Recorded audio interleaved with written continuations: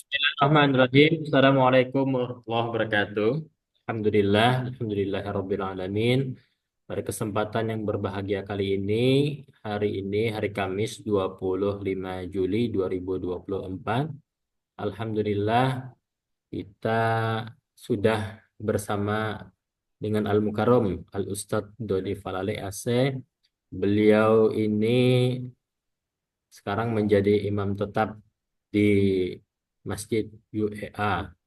Nah, nanti insya Allah kita akan bersama-sama mendengarkan, berbicara, ngobrol dengan beliau santai berkaitan dengan sharing lah, berbagi pengalaman bagaimana beliau menjadi imam masjid di Uni Emirat Arab sana.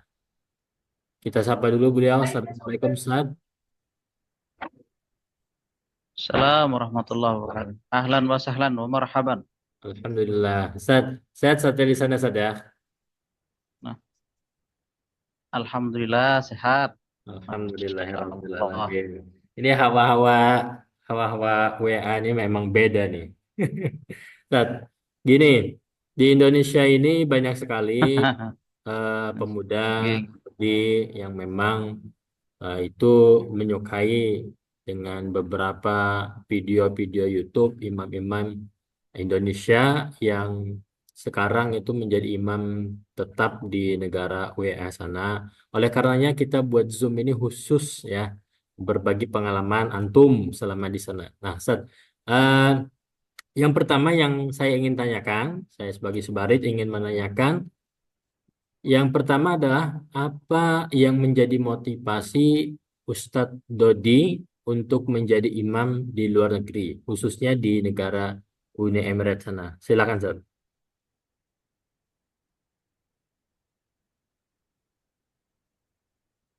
Bismillahirrahmanirrahim. Alhamdulillah wassalatu wassalamu ala Rasulillah wa ala alihi wa ashabihi wa wala.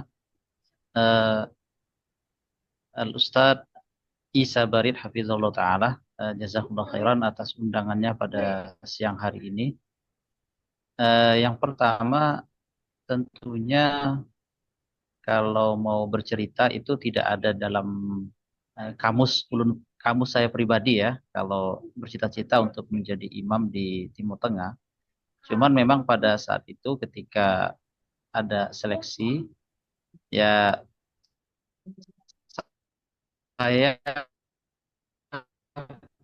mencoba untuk mendaftar. Tapi ada motivasi membuat saya bahwa menjadi imam di negeri Arab itu suatu keutamaan yang sangat besar bagi saya karena memang kita mengimami di negerinya orang Arab yang mana Al-Quran itu sendiri berbahasa Arab. Itu salah satu motivasi yang pertama karena kita merasa bahwa ini orang Indonesia bisa menjadi imam bagi orang-orang Arab itu kan sesuatu yang luar biasa. Kemudian yang kedua motivasi kami pada saat itu adalah eh, ingin bisa berkembang lagi baik secara ilmiah, bisa belajar lagi di sini, kemudian juga menambah pengalaman dari segi budaya, keilmuan, dan lain-lainnya. Itu adalah motivasi yang kedua Baik, Ustaz bisa eh, ceritakan untuk eh, menjadi baga- imam di negeri Barat Arab ini. ya, Ketiga adalah bahwa eh, kesempatan kita untuk selalu dekat dengan Al-Quran, yaitu bisa murojaah, bisa waktu luang yang sangat banyak, karena kita melihat testimoni dari teman-teman yang lain bahwa imam di negeri Uni Emirat Arab ini tidak seperti kita imam di Indonesia atau di lain-lain. Banyak waktu longgar yang bisa kita lakukan untuk hal-hal yang lebih bermanfaat. Nah, Masya Allah. Baik, Ustaz, bisa ceritakan proses seleksi hingga Ustadz Dodi ini menjadi imam di Masjid Hussein Saleh Azman. Nah, mungkin sedikit cerita saja yang secara singkat proses seleksinya seperti apa, Ustaz? seleksi itu ada 3 tahapan. Yang pertama itu seleksi berkas yang dilakukan oleh pihak Kemenak. Tentunya imam di sini itu ada kerjasama antara dua negara, negara Indonesia dengan negara Uni Emirat Arab, antara Bapak Presiden Jokowi dengan Presiden sini atau Raja Uni Emirat Arab untuk mengirim 200 imam Indonesia. Salah satunya itu. Kemenak itu syaratnya tidak harus S1 sebenarnya. Hmm. Yang penting punya hafalan Al-Quran, punya sertifikat 30 juz, kemudian paling tidak ijazah SMA itu diterima, dan kemudian ada kemampuan berbahasa Arab, kemudian ada yang lain-lain lah. Ya. Kemampuan bahasa Arab, kemudian memahami fikih, dasar, dan lain. Seleksi berkas itu kemudian ada rekomendasi dari pihak lembaga ataupun tokoh atau ya tempat kita bekerja bisa aja. Misalkan dari pesantren kita mengajar sebelumnya atau dari pihak kemenak daerah dan seterusnya. Setelah dinyatakan lulus seleksi berkas, kemudian ada seleksi tahap pertama itu bersama orang-orang dari kemenak. Itu Hmm. seleksi umum seperti biasa, dites hafalan Al-Quran, kemudian dites kemampuan berbahasa Arab. Jadi ada semacam baca kitab gitu, disuruh membaca kita, ya, kitab gundul. Setelah itu disuruh menerjemahkan sedikit. Kemudian ada wawancara singkat saja, Hmm. wawancara yang lain-lain. Setelah Iya. kita dinyatakan lulus, kemudian ada seleksi yang terakhir, tahap ketiga itu untuk seleksi yang pertama tadi sama yang kedua, wawancara sama Kemenak itu seleksinya online. Hmm. Jadi kita online dari daerah masing-masing melalui Zoom. Setelah kita dinyatakan lulus, nanti kita akan diundang oleh pihak Kemenak itu untuk ikut tes seleksi yang ada di Jakarta. Nah, itu bersama langsung utusan dari pihak Abu Dhabi, itu ibu kota Uni Emirat Arab, itu ada para masyai, ada 3 orang datang ke Indonesia. Nah, beliau-beliau lah yang akan mengetes. Ya, sekalipun ini adalah kerjasama antara negara Indonesia dan antara Kemenak dan Kemenak Abu Dhabi, tetapi Kemenak kita tidak punya intervensi. Jadi mutlak lulusnya imam Indonesia itu Hmm. hak wewenang mereka. Jadi mereka datang menyeleksi nama-nama yang diajukan oleh Kemenak yang telah lulus dari tahap pertama itu, Hmm. kemudian diseleksi di tahap kedua, sama juga diseleksi hafalan Al-Quran, diseleksi baca kitab, kemudian apa kemampuan berceramah atau berkhutbah. Iya. Berarti gini saja. Setelah itu Setelah baru ketika dinyatakan, nah, setelah nah dilakukan betul. seleksi oleh Kementerian Agama Indonesia, nama-namanya sudah dapat, Nah, kemudian Kementerian Agama Indonesia memfollow up ke Kementerian Agama di Abu Dhabi sana saja. Nanti mereka yang akan menentukan gitu ya, kelulusannya ya. enggak, kalau yang Abu Dhabi itu mereka datang ke Indonesia, emang diundang sama Kemenak. Ini Hmm. eh, kita sudah ada nama-nama yang siap diseleksi. Mereka sudah menentukan tanggal, Hmm. kemudian nanti kita diundang oleh orang Kemenak untuk datang ke Jakarta.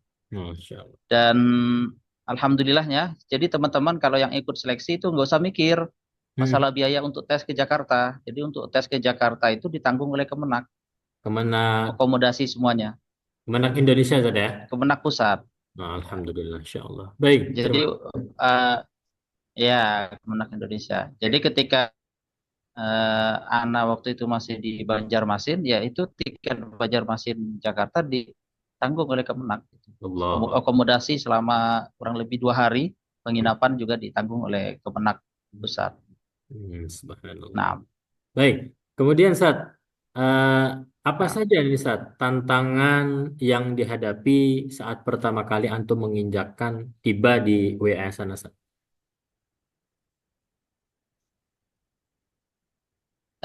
yang pertama itu eh, sebenarnya tantangan yang paling pertama yang sangat berat itu ya kita menghadapi berbagai macam jamaah belakang negara yang berbeda. Tentunya mereka berbeda juga apa eh, adat istiadat mereka. Nah, itulah tantangannya. Jadi ada jamaah yang memang dia itu pengennya kita misalkan harus kamu kalau imam harus seperti ini suaranya, harus seperti ini, nah seperti itu. Jadi Hmm. banyak permintaan dari jamaah yang memang itu kadang di luar ini ekspektasi kita gitu. Kita kira seperti di Indonesia aja udah kita ngimami ngatur shop udah selesai gitu. Tapi ternyata tidak. Ada sebagian jamaah ya apa yang memang mereka banyak permintaan yang memang di luar eh, ekspektasi kita. Nah, itu yang Baik. tantangan utama gitu. Oke, oke, Jadi oke. memang eh, ketika teman-teman awal-awal bertugas itu mungkin tidak usah terlalu panjang-panjang mengimami gitu. Tapi memang kita itu sebelum dapat masjid, eh, ketika nyampe di WA itu ketika awal-awal itu kita tidak langsung mendapat masjid. Hmm. Nah, kita biasanya bertugas menjadi badil. Bukan di sana ya. Nah, gitu. Jadi misalkan ada imam utama yang misalkan ada imam utama itu lagi cuti pulang ke negaranya. Hmm. Nah, kita jadi badil dulu. Nah, di situ latihan ibaratnya di ospek dulu lah. Iya, iya, iya. Training dulu. Baru setelah itu mungkin kita dapat masjid, nah di training dulu gitu. Nah, setelah dapat masjid itu ya alhamdulillah gitu. Baik. Oke. Eh, berkaitan dengan Indonesia semua dengan WA itu, perbedaan kultur kebiasaan antara jamaah Indonesia dan di WA itu seperti apa, Sob? Kulturnya. Eh kalau perbedaannya itu kurang lebih tidak terlalu signifikan. Cuman kalau mungkin dari sisi aman itu berbeda dengan Indonesia. Dalam arti kalau di Uni Emirat Arab ini secara umum mazhab yang dianut oleh negeri ini adalah Maliki Hmm. gitu. Nah, seperti itu. Mazhab Baik. yang dianut oleh negeri ini adalah Malikiyah, Iya. tetapi imam-imam itu tidak diharuskan mereka bermazhab Maliki gitu. Hmm. Jadi imam itu dikembalikan kepada mazhab negeri mereka masing-masing. Jadi kita tidak dituntut gitu. Apa bermazhab Maliki walaupun negara ini bermazhab Maliki. Baik. Cuman kayak semacam misalkan kayak semacam salat Id Hmm. itu kan kalau di Maliki itu takbirnya 7 takbir yang sudah termasuk dengan takbiratul ihram. Hmm. Sementara yang dari Indonesia kan di luar, bisa ya, masuk ya. Hmm. Iya. Masuk tuh. Nah, kalau di sini itu kalau di sini nggak dituntut kita seperti itu. Nah, kita Hmm. tidak seperti itu. Kemudian juga misalkan di Maliki itu misalkan mereka berkunut juga, tetapi kunutnya sebelum ruku gitu. Hmm. Nah, seperti itu. Baik, baik, baik, Di baik. sini tidak. eh, Kalau kita kan setelah bangun dari ruku gitu. Jadi kita diserahkan ke masing-masing saja.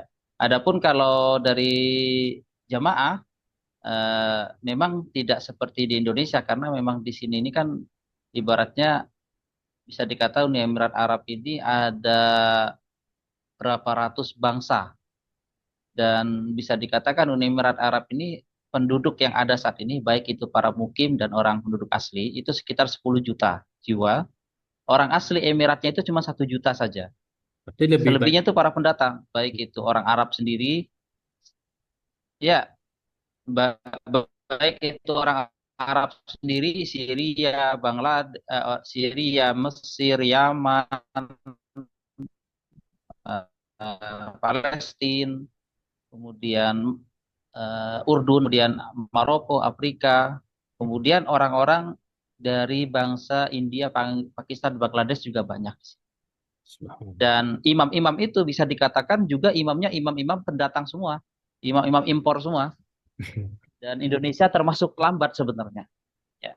Karena orang-orang India, Pakistan, Bangladesh itu udah 20 tahun yang lalu mereka sudah jadi imam di sini. Hmm. Memang mereka sudah jadi imam. Dan untuk orang Uni Emirat Arab sendiri, itu bisa dihitung sedikit yang emang jadi imam, yang Hmm. orang aslinya ya. Jadi dari sekitar 5.000 masjid yang ada di Uni Emirat Arab, 5.000 lebih, ya bisa dikatakan hampir 90% ya imamnya imam imam impor gitu. Yes, baik, Ustaz. Oke, selanjutnya, Imam Ustaz. ya isi imam imam Syiri. Nah, dari negara-negara lain, Syria, Bangladesh, Maroko, Mesir, Indonesia, ya. Indonesia pun masih sedikit sekali. Mm-mm. Nah, nah, Bagaimana cara Ustadz Dodi menyesuaikan diri dengan lingkungan dan budaya di WA sana?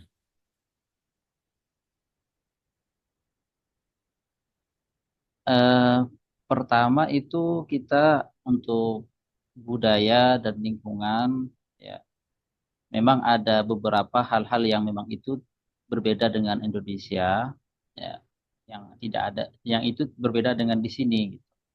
Tetapi memang kita sebelum kita itu berangkat untuk ke negeri ini, itu kita memang ada pelatihan sama Kemenak. Jadi ketika kita sudah dinyatakan lulus, itu kita ada pelatihan gitu, di Kemenak, semacam coaching. Jadi diperkenalkan lah budaya-budaya Uni Emirat Arab seperti apa.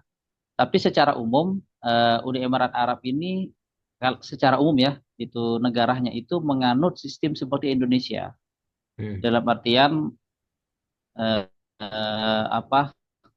Kalau kita kenal di Indonesia itu Bhinneka Tunggal Ika, ya, apa kita itu dengan berbeda suku Indonesia, berbeda bahasa, banyaknya bahasa di negeri kita, tetapi kita disatukan dengan satu istilahnya Pancasila yang menyatukan negara kita. Dan di sini juga seperti itu. Uni Emirat Arab, kalau kita melihat sejarahnya, dia ada 7 bagian, ada 7 amir.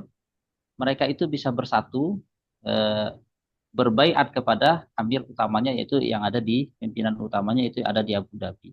Dan juga di sini, walaupun mereka itu terdiri dari beratus negara, tetapi mereka bisa rukun gitu. Tidak ada di sini. Ya seperti di Indonesia lah, bisa rukun antar tetangga di sini juga, bahkan berbeda agama pun rukun di sini, gitu. Hmm. Jadi dalam artian misalkan eh, di satu apartemen itu tidak semuanya ada orang Muslim, ada orang beragama lain, itu tetap rukun gitu. Nah, itu ada di Indonesia juga seperti itu. Nah, itulah yang memang ada ciri khas yang menjadikan Indonesia itu dekat dengan Uni Emirat Arab, Hmm. dan hubungan sampai sekarang baik secara diplomasi ataupun secara politik antara presiden kita dan presiden sini yang sampai sekarang apa akrab erat hubungannya, ya salah satunya memang kita negara yang toleransi. Nah, seperti itu. Dan di sini pun juga terkenal dengan toleransinya yang sangat luar biasa. Insya Jadi mereka nggak mau urusan misalkan apa ya udah, lana a'maluna walakum a'malukum itu berlaku di sini gitu. Dan Betul. di Indonesia juga seperti itu. Alhamdulillah. Baik, Zat. Eh, Lakum dinukumnya itu berlaku. Nah, Selanjutnya, Zat. jadi Apa kita, saja, jadi kita, nah, apa saja, Zat, kegiatan antum lanjut. selain menjadi imam di Masjid Husain Saleh Azman, kemudian bagaimana cara Ustadz menjaga keseimbangan antara tugas sebagai imam Nah, dan kehidupan pribadi, Zat?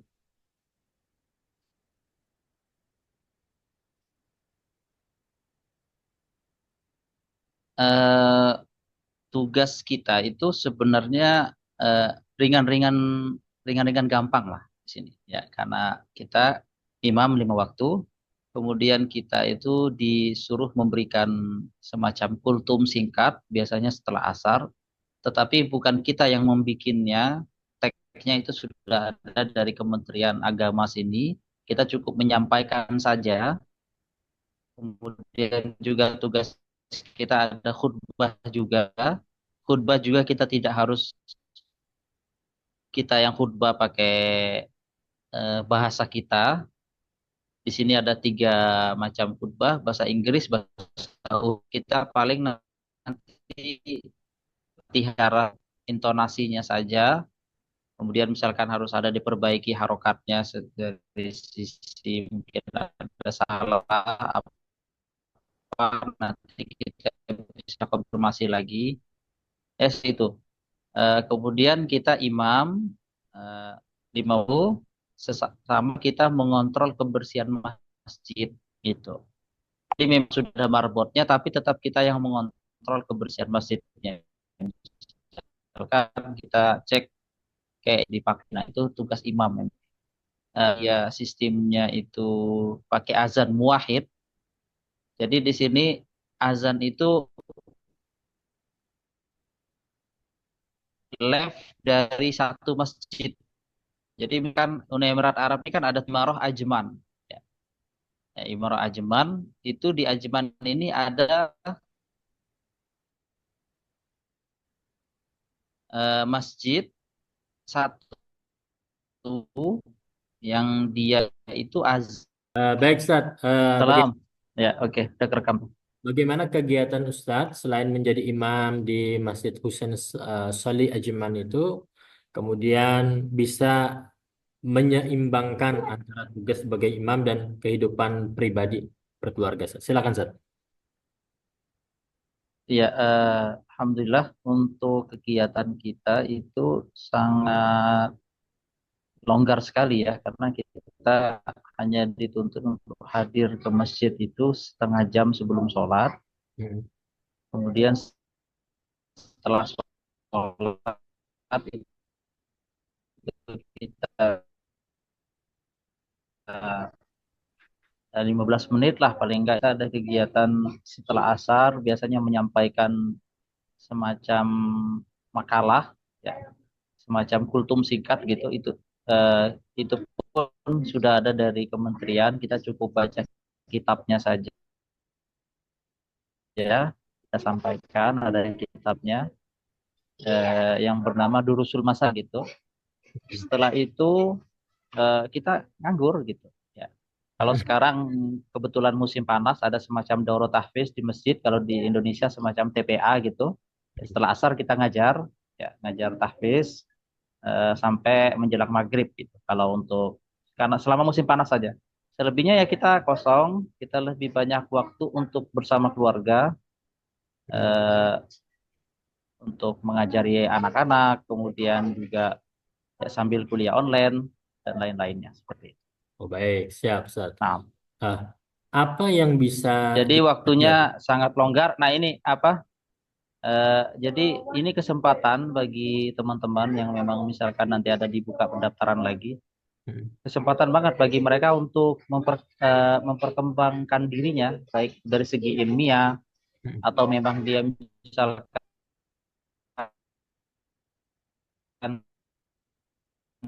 dia seorang dosen, mungkin dia bisa dosen online atau segala macam seterusnya. Itu sangat bisa sekali gitu, karena memang banyak sekali waktu yang santainya gitu. Hmm. Nah, Baik, terima kasih. betul. Apa yang bisa dipelajari dari sistem pendidikan agama di UEA sana yang mungkin bisa diterapkan di Indonesia kita? Kalau di sini yang bisa kita pelajari adalah pertama itu di sini sangat ditekankan. Jadi ini sebenarnya bagian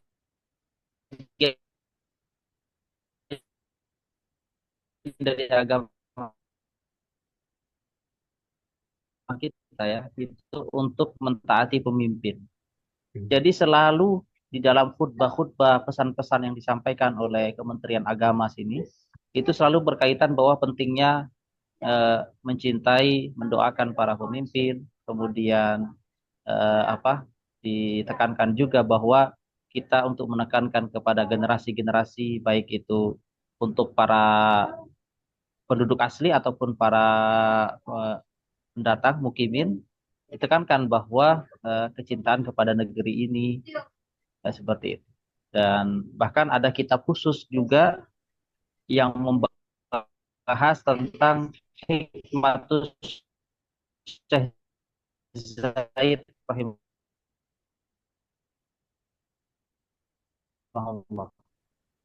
Hikmah-hikmah utama negeri Uni Emirat Arab ini. Ya.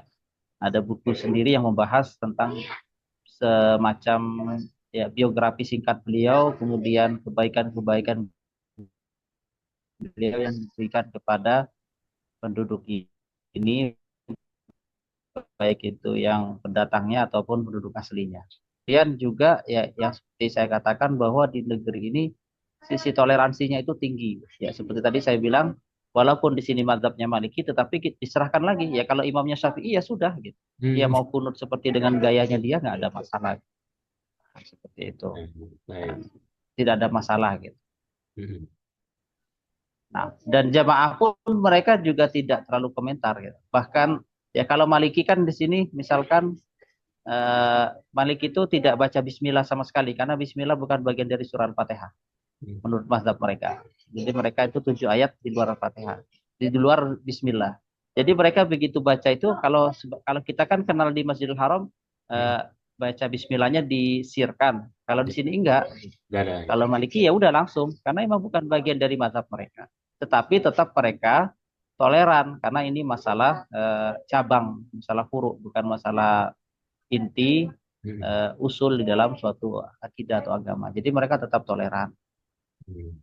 Kemudian ya tadi ya saya bilang eh, untuk pemimpin itu setiap khutbah itu harus kita mendoakan.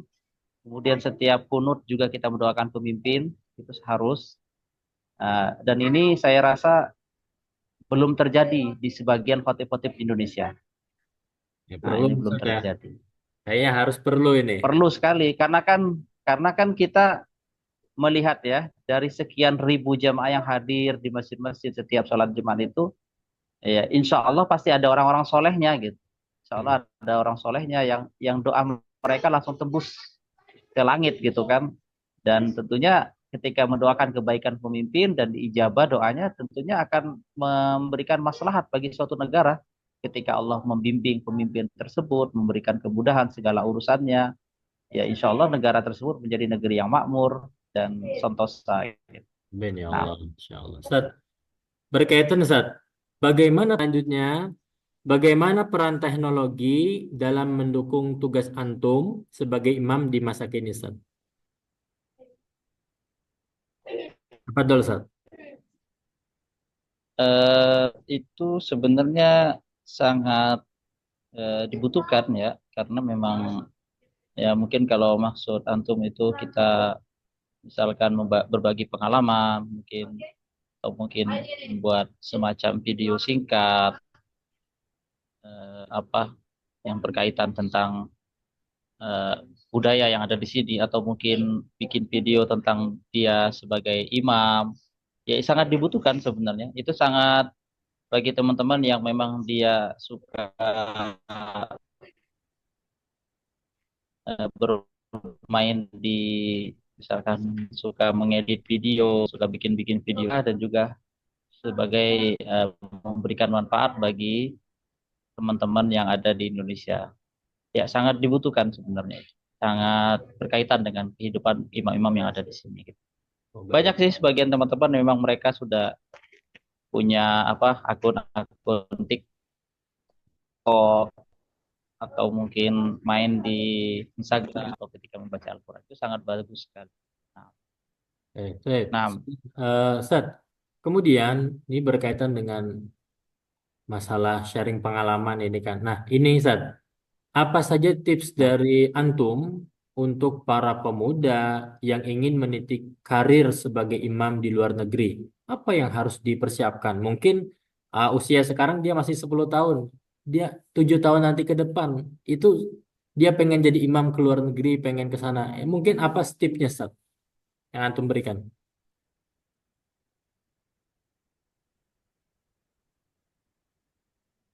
Silakan, Ustaz.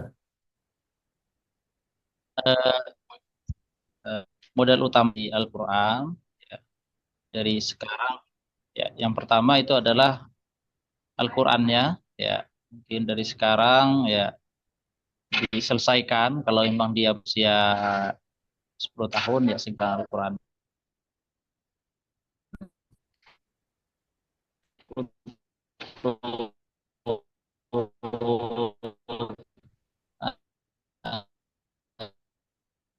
Tapi kalau tidak ada makna, tidak aman. Intinya bacaannya itu lebih bagus dari segi makhraj, sifat, kemudian juga ada irama yang enak didengar, tidak harus dia intinya karena emang kemudian eh, belajar bahasa Arab kalau emang tujuannya ke Timur Tengah, kalau emang dia mau ke Eropa dan negara-negara lain juga ya tentunya bahasa Inggris. Walaupun di sini juga bahasa Inggris sangat dibutuhkan di sini.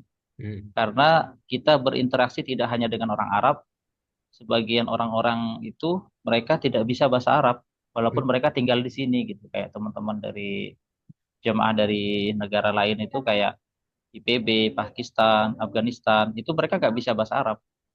Mereka Hmm. bahasa Inggris gitu, orang-orang India itu. Belajar bahasa Inggris juga sangat penting karena sebagian jamaah itu terkadang mereka bertanya kepada imam minta solusi, dia nggak bisa bahasa Arab, imamnya juga ternyata bahasa Inggrisnya pas-pasan, nah ini juga berpengaruh. Hmm. Kemudian setelah itu ya apa tadi Al-Qur'annya ya dipersiapkan, kemudian ya latihan suaranya diperbagus, bacaannya juga diperbagus, kemudian ya bahasa Arab ya terpenting itu. Eh, itu saja sih sebenarnya. Intinya ada di Oke. situ. Kemudian ya memahami fikih itu sangat penting. Hmm. Baik, Ustaz. Karena kita kan mau jadi imam dan tidak ki tohar dan ki itu bisa dikuasai.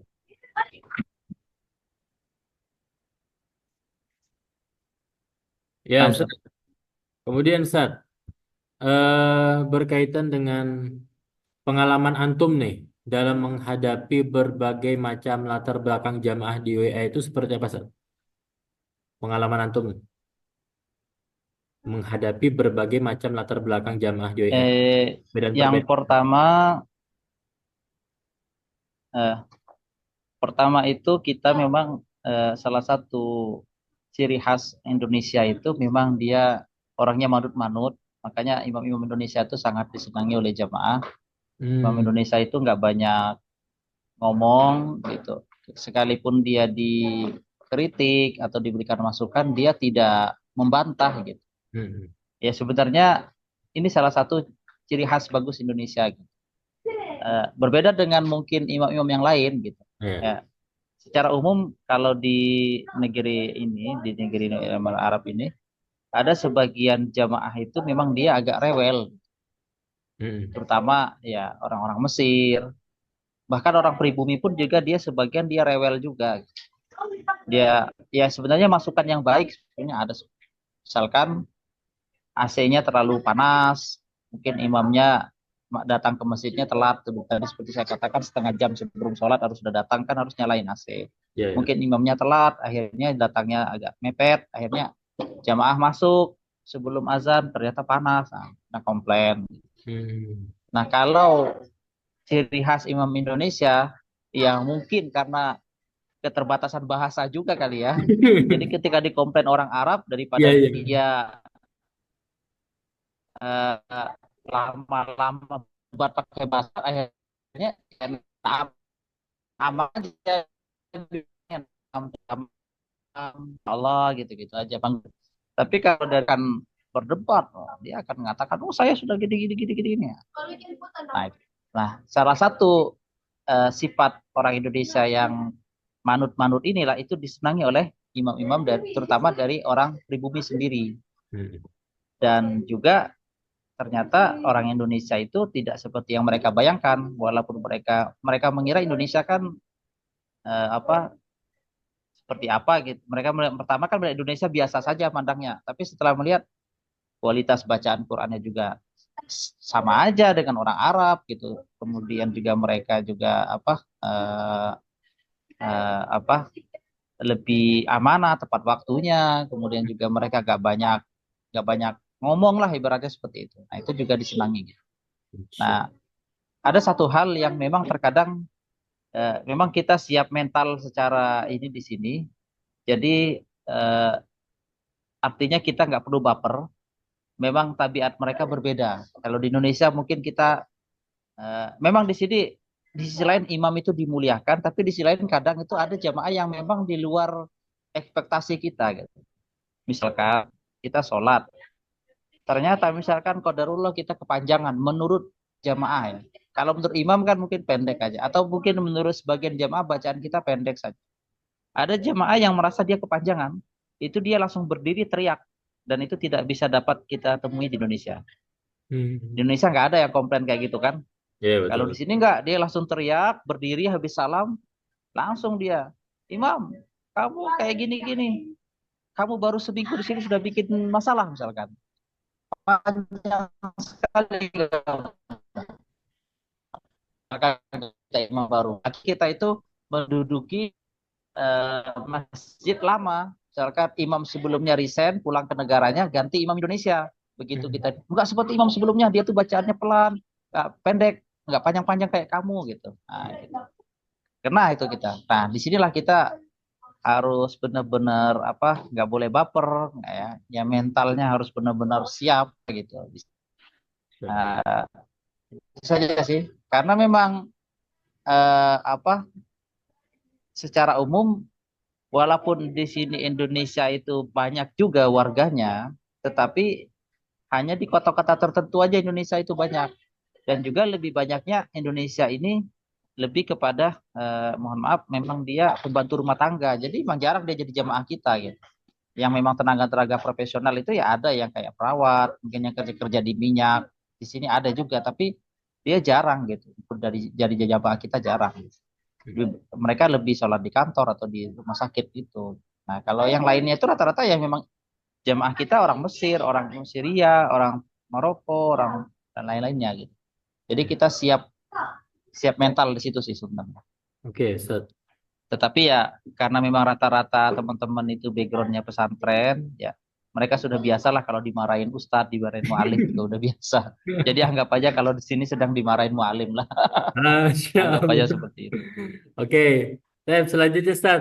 Eh, Respon keluarga Ustadz Dodi terhadap keputusan Antum menjadi imam di luar negeri itu seperti apa Ustaz? Responnya Ustaz?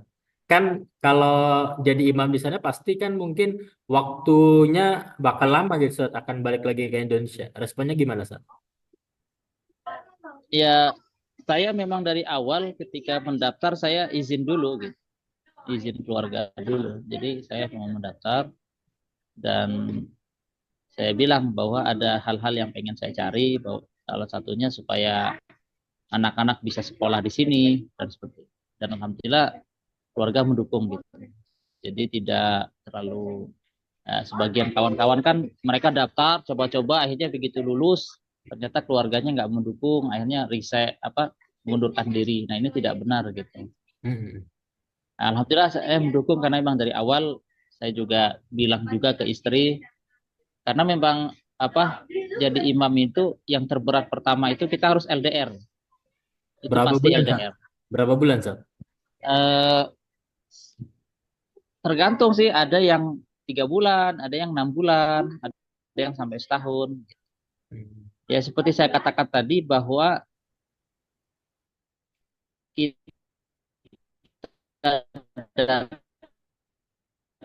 itu tidak kenal masjid gitu. Dan memang badil. Nah, kalau dia jadi badil kan dia tidak dapat masjid, otomatis ketika dia mau mendatangkan keluarga dia bingung gitu kan. Nanti Betul. kasihan kalau dia belum dapat masjid yang permanen, bawa keluarga nanti pindah lagi, pindah Oh, lagi. iya. Nah, seperti itu. Tapi alhamdulillah kalau anak kemarin itu hanya 2 minggu atau 3 minggu gitu anak sudah dapat masjid gitu. Jadi bulan ketiga kita sudah datang semua keluarga. Nah, itu yang terberat memang sebagian teman-teman. Ada yang memang dia ya ya ini ya apa, ini ulun berbicara dari segi pahitnya gitu. Hmm. Sebagian teman-teman itu memang sebagian tidak semua didapatkan di kota gitu. Karena sistemnya random. Jadi ada sebagian teman memang dia dapat di perbatasan. Ya tahu lah Pian, kalau misalkan Pian kayak ke Mekah gitu kan, misalkan Pian jalan dari Mekah Madinah kan ada biasanya di tengah-tengah jalan ada masjid, ada pasir apa di tengah gurun gitu kan, yang cuma nah seperti itu ada juga sebagian jemaah imam Indonesia dapat di situ. Oke, oke. Nah seperti itu juga Ah, tantangan juga, tantangan itu. Ya, Ustaz. Ini imam Tantangan ini bagi beliau dan keluarganya ketika di. boleh tanya Ustaz ya. Kalau imam di sana itu Nah, status seperti pegawai negeri PNS kita di Indonesia kah atau sistemnya kontrak, Ustaz? status kita seperti ini, kita PNS di negara sini, gitu. Jadi sudah terjamin Ustaz ya? Dalam artian karena memang kita kan digaji oleh pemerintah sini ya. Karena semua masjid di sini di bawah naungan Kementerian Wakaf. Jadi semua operasionalnya baik dari gaji imam, listrik, airnya itu memang ditanggung oleh listrik air masjid itu ditanggung oleh kementerian. Nah, status kita pun kayak semacam pegawai negeri dalam artian ada asuransi kesehatan untuk imam dan istri dan dua anaknya. Kemudian juga ada subsidi biaya sekolah bagi anak imam dan seterusnya. Hmm. Kemudian kalau apa selama ini memang imam-imam Indonesia itu rata-rata mereka pulang kalau yang betah itu ya kecuali yang tadi yang saya bilang ya kalau memang kebetulan dia dapat di tempat pelosok dia nggak sabar ya ada yang pulang 6 bulan ada yang pulang seperti itu. Tapi kalau di kontrak misalkan 2 tahun kamu harus pulang nggak ada ya sampai sebetahnya Hmm. Oh, sebetulnya Ustaz sampai ya? sebetahnya. Baik, baik. Jadi ya cuman memang eh, apa kita tidak bisa misalkan coba-coba baru 2 bulan 3 bulan langsung pulang itu nggak bisa begitu Hmm. datang ya kecuali memang ada masalah dari sisi administrasi bisa dipulangkan Hmm. misalkan nyampe di sini ada MCU ulang ternyata qadarullah dia dinyatakan tidak fit itu bisa dipulangkan itu ada yang dipulangkan tapi kalau dia dinyatakan sehat sudah tapi biasanya diberi waktu sih kalau misalkan MCU pertama dia datang nggak sehat dikasih waktu lagi disuruh terapi selama 3 bulan ternyata 3 bulan juga hasilnya masih seperti itu dia mau nggak mau dia dipulangkan jadi selama 3 bulan nah, baru kalau udah 3 bulan awal dia ini aman ya udah dia seterusnya cuman kita per 2 tahun itu perpanjang izin tinggal Dua perpanjang tahun. izin tinggal per 2 tahun nah biasanya teman-teman itu kalau yang mau resign itu pas izin tinggalnya habis kalian lah nggak usah perpanjang pulang kalau Hmm. yang udah pada pulang Jadi tidak ada ikatan khusus harus berapa tahun Ustaz ya di sana itu. nggak ada. Nggak ada. Baik, Ustaz. Itu Baik. aja sih. Kemudian Ya Ustaz, kalau dia enam ya, foto. momen paling berkesan antum selama menjadi imam Masjid Husain Saleh Azman itu seperti apa, Ustaz? Yang paling berkesan.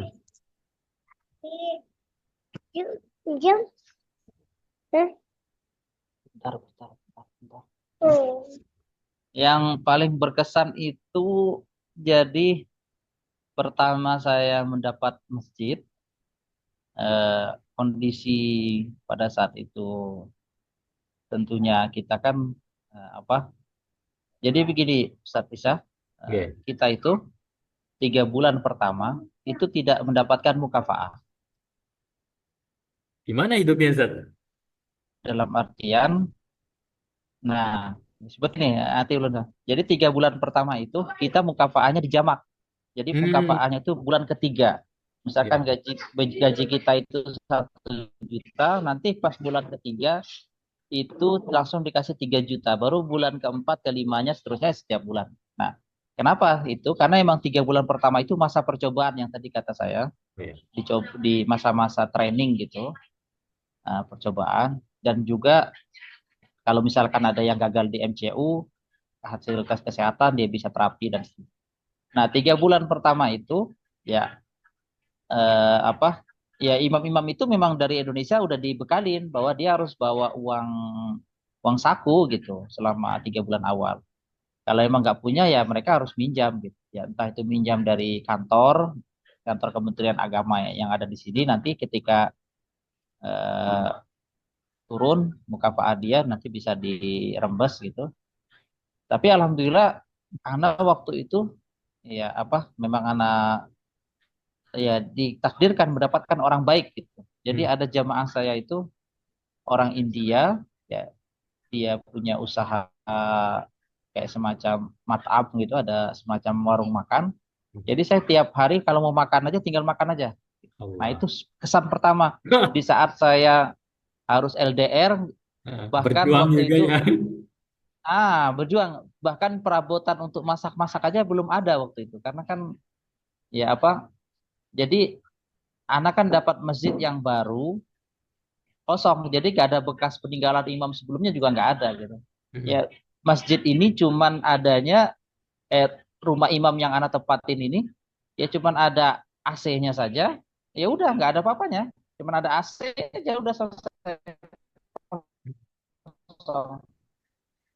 Anak dari Kementerian Aukom itu alat-alat tidur aja kayak kasur, kemudian kosong emang nggak ada, jadi kayak kompor dan lain-lainnya kita harus beli gitu kan. Waktu pada saat itu benar-benar kosong gitu kan. Ada jamaah yang bisa menawarkan itu luar biasa itu.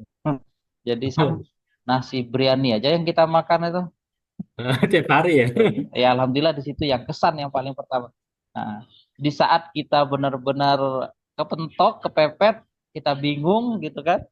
Ya kita bawa dari Indonesia bekal seadanya, ya kita bawa rice cooker aja, kemudian ya seadanya lah intinya seperti itu. Ya kayak bujang awal lah gitu kan. Nah, itulah kesan pertama. Istri juga belum datang kan, Iya, iya, betul, betul. ya serba itu kesan yang pertama gitu. Jadi kita ya, itulah rata-rata kesannya teman-teman ya di situ. Ya, kesan yang memang benar-benar itu. Berjuang lah. Nah, Wah, Masya Allah. nah berjuang. Nah, Terakhir, Sat. nah, Oke. nah, Eh, apa pesan dan harapan antum untuk generasi Muslim di Indonesia dalam menghadapi tantangan global? eh, yang pertama yang saya tekankan bahwa untuk bapak-bapak, ibu-ibu yang memang memiliki putra-putrinya itu jangan sungkan-sungkan, ya, jangan merasa malu untuk memasukkan putra-putrinya untuk ke pesantren. Kalau dulu kan kita bingung gitu kan, anak kalau dimasukkan ke pesantren, ntar gedenya mau jadi apa, masa depannya nggak jelas. Ini kalau sekarang justru saya menekankan putra putrinya harus dimasukkan pesantren sekolah Islam, itu ya udah yang terbaik untuk menghadapi tantangan global pada saat eh, cari pesantren ya yang sesuai dengan kemampuan kita, ya baik dari segi finansialnya, dan juga banyak pesantren-pesantren yang masih memberikan beasiswa gratis dan lain-lainnya. Cari, itu adalah tempat yang terbaik untuk pendidikan anak-anak kita pada saat ini. Walaupun memang sebenarnya ya, apa yang dikatakan Ibnu Hajar, wal ardu la tuqaddisu ahadan. Ya, bumi itu tidak suci seseorang, tetapi ini bagian dari ikhtiar kita, bagian dari wasilah kita bahwa kita ingin memiliki putra-putri yang kelak menjadi investasi kita setelah kita meninggal. Nanti kita meninggalkan, kita berharap apalagi dari mereka, doa aja, uang mereka, suksesnya mereka, yaitu salah satunya adalah dengan menyekolahkan mereka di pesantren. Itu adalah yang terbaik, dan masalah mereka biarlah yang bukan.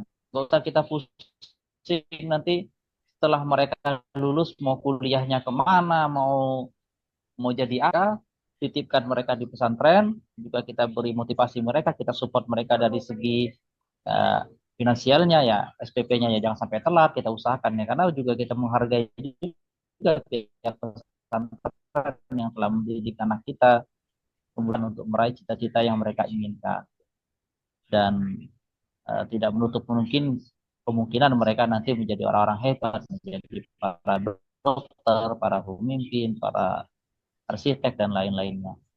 Itu pesan yang pertama yang dari saya. Nah, kemudian ya apa, teruslah untuk menanamkan kepada anak-anak kita untuk cinta kepada Al-Quran, cinta kepada hadis-hadis Nabi Muhammad SAW, Eh, yang itu yang sangat penting bagi kita sebagai pedoman hidup kita bahwa Al-Quran dan As-Sunnah. Jadi itu saja, Ustaz.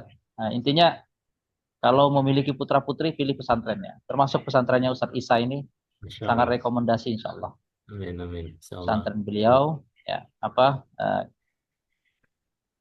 karena memang ya itu sekarang ya apa ada anak usia SMP di berita sudah kecanduan apa judi online.